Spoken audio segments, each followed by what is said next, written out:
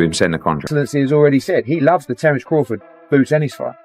You know, I took him to see him, and he knows he's boxing. Now that the fight between Terence Crawford and JaronEnnis is real, it will happen faster than you thought. Both of them decided to fight, and now everything is ready to go. However, the fight between Terence Crawford and JaronEnnis has been made public, along with the date and place. At first, the two boxers got into a fight, with Terence Crawford refusing to fight smaller opponents. I don't care. I just want to fight the top guys, the best guys. They're going to bring the best side out of me. And this past weekend, JaronEnnis stopped David Avanesian in the 8th round in Philadelphia. Right after that, he challenged Terence Crawford, who used to be the undisputed champion. Send the contract. So Terence Crawford, if he gets past Madrimov on August 3rd, will have the chance. Ennis did a great job defending the International Boxing Federation World Welterweight title for the first time. In the 5th round, he broke up an Aussie and knocked him out with a fast cross. The challenger, who had gained a lot of points, refused to move on to the next round, so his camp told the judge to call it. If Boots is a world-class fighter. The fight was ended 1 round earlier than Crawford's fight with Avanesian in 2022. This will almost certainly be used as a bargaining chip to try to win the fight. Before the 6th round, Boots made it clear what he wanted, and the judge stopped the fight when the doctor in the ring told him to.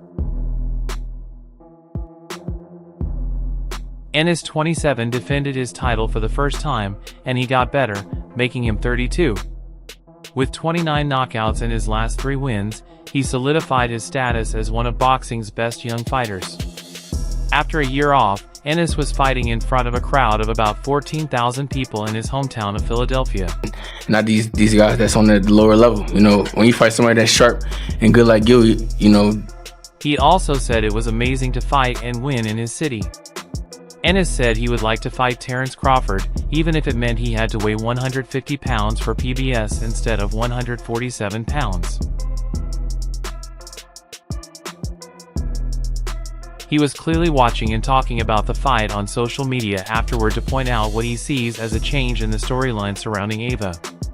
He was criticized for the defense, but now he thinks Boots has been praised for beating a world-class opponent, though by his boss Eddie Hearn.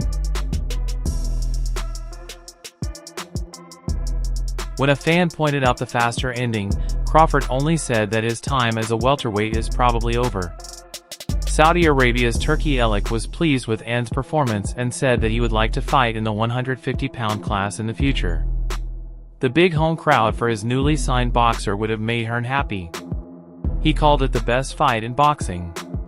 Crawford will fight again on August 3rd when he takes on Israel Madov, who is the super welterweight champion of the World Boxing Association. He is trying to become a 4-weight world champion, and his fight with Israel Madov started at 150 pounds. A FaceTime with His Excellency, who asked me, will we make the Crawford? Thinker from Turkey and Ennis, who is the power broker in boxing for Saudi Arabia, have big shoes to fill in the world of boxing. Alex said on social media that Ennis and Terence Crawford, who is the best boxer of all time, should meet soon at junior middleweight. Ennis, 27, of Philadelphia beat David Avanesian, 35, of Nottinghamshire, UK, in 5 rounds on Saturday in his return to Philadelphia. This was his first fight since signing with Eddie Hearn's Matchroom Boxing, and Alec was very impressed with how he did.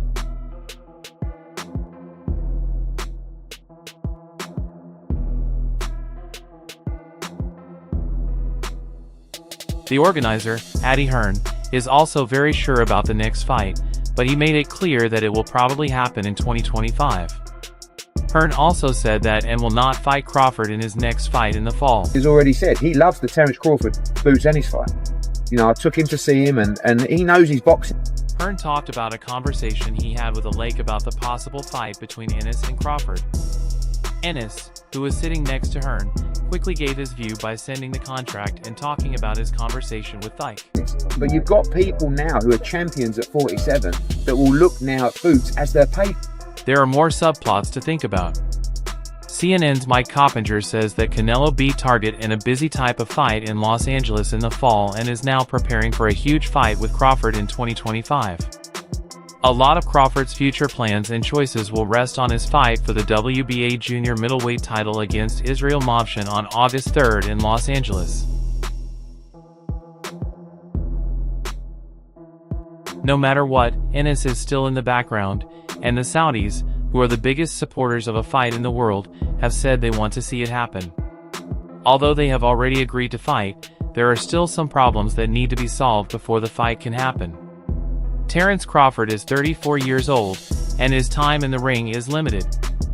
If the fight doesn't happen soon, it will lose its importance, and many fans will stop caring about it. Barrios, Stanionis. What other fights are they going to be in? They need to be looking for the... Eddie Hearn wants Boots to become unbeatable in the 147-pound division. This means that his next 3 to 4 fights will be for the 147-pound world title, which will make his fight with Crawford even more important. Eddie Hearn thinks that his client Boots Ennis would try to unify welterweight belts before moving up to junior middleweight to fight Terence Crawford. That's for next year, but we're going to fight again in October, November. And I said to His Excellency, maybe if you want. With 2 wins, Ennis kept his IBF welterweight championship and is now thinking about a unification fight later this year. Crawford is the only other champion in the class, but he will be moving up to 150 pounds to fight Sermov in August, so the belts are likely to be empty. Hearn thinks that Ennis should try to become from Unify and move up to join Croft's winning division further north. He also thinks that Ennis's next fight could be as soon as 0-0 on the massive Arter beater against Dmitry Bivol in Saudi Arabia. Event on Bivol Beterbiev in October out there, you know? Hearn says that bringing the division together is the most important goal. But you don't want to go until you take care of things first. He plans to move to 150 at some point. Turkey Alec, His Excellency, asked me if I thought Boots would fight Crawford. I said yes, but it is for next year. We will fight in October or November. He is very high. If you want, we could go to Beater vs Bivol in October as a co-main event, or we could come back here. I'm really excited about Crawford vs Boots at the ballpark. There were 1,419 people in the stands for the fight between Ennis and Avanesian. This was the most people who had seen a fight in Philadelphia since 14,939.7 in. I ain't them so much of me, but seeing him, you know, I kind of see myself in him, and yes, he deserve a title shot. Tickets were still being sold to fans in line at the box office as the 2 boxers left for the rain.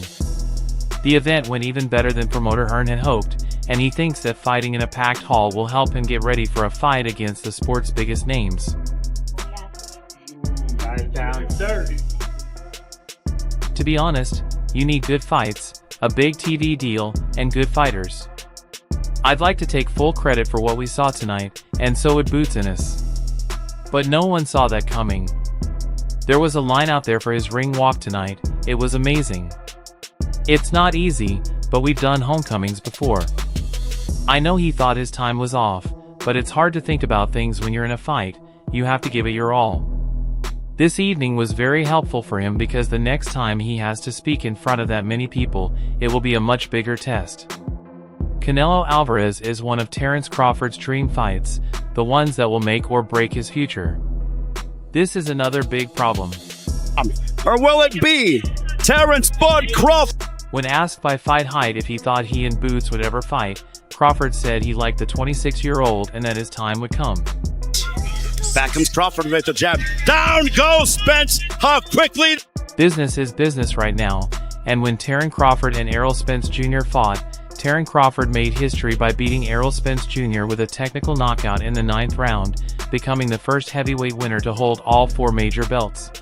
Dude, I need to fight maybe after the rematch. Always. That was a strange spot for Spence, who had a great career and had never been dropped before. He had already been knocked down 3 times by the end of the fight, just like Devin the Dream Haney did when he lost his first fight to Ryan Garcia.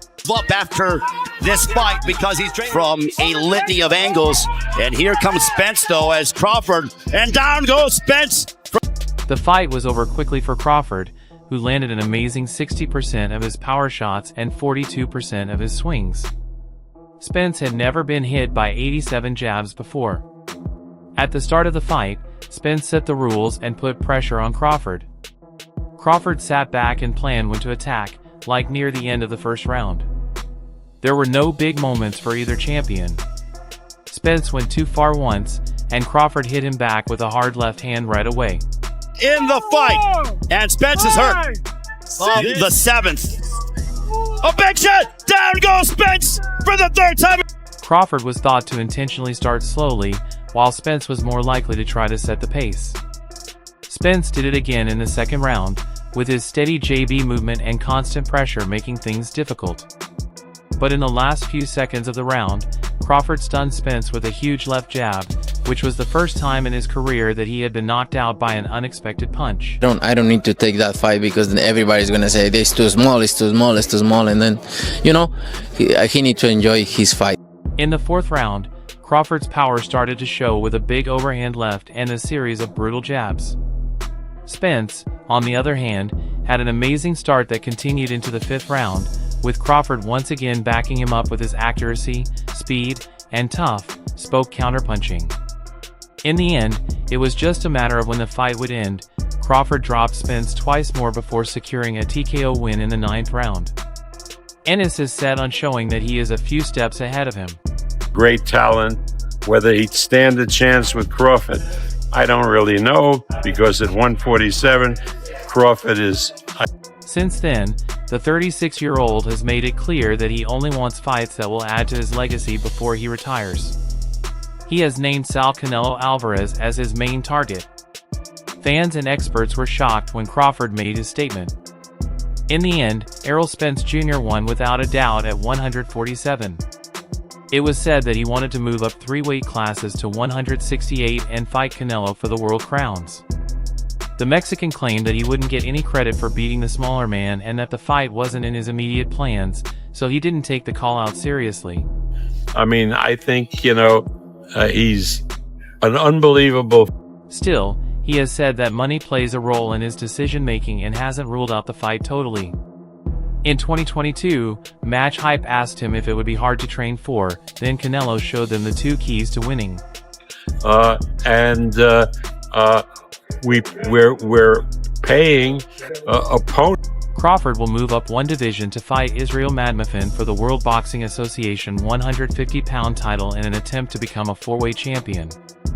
He shouldn't have stayed at 147 pounds, Ennis was seen as his only opponent. The 27-year-old from Philadelphia has put on a series of impressive performances to improve his undefeated record to 32 wins, with 29 coming by knockout.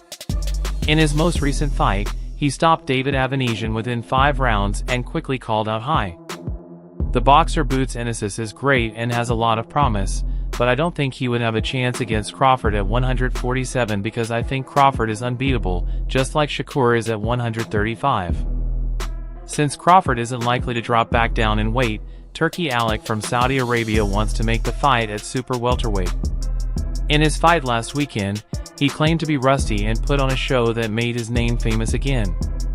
At the start of the fight, Boots showed off his speed, power, and movement. He was so at ease that he spent most of the time fighting right inside the pocket, trading PU. Ennis quickly went out and threw jabs while Avanesian was covered up. Avanesian got in a right, but Ennis was in charge from the start. Ennis started to work on Anion's body and slip punches. Soon, he caught him with a low right uppercut that hurt him a lot and put him on the ground. He had 5 minutes to rest, and people were getting antsy. When it was time, the fight started up again, and Ennis was still ahead. Ennis kept firing, but in the second round, Anion began to fight back. As the third round began, Anion was following his mark around and hitting him with a variety of punches. While Ennis had more strength and energy, it was clear that Anion wasn't going to give up without a fight. ES kept the pace going even faster and also fought off the ropes. It looked like he was happy throwing uppercuts and taking a few punches as he moved into the foe.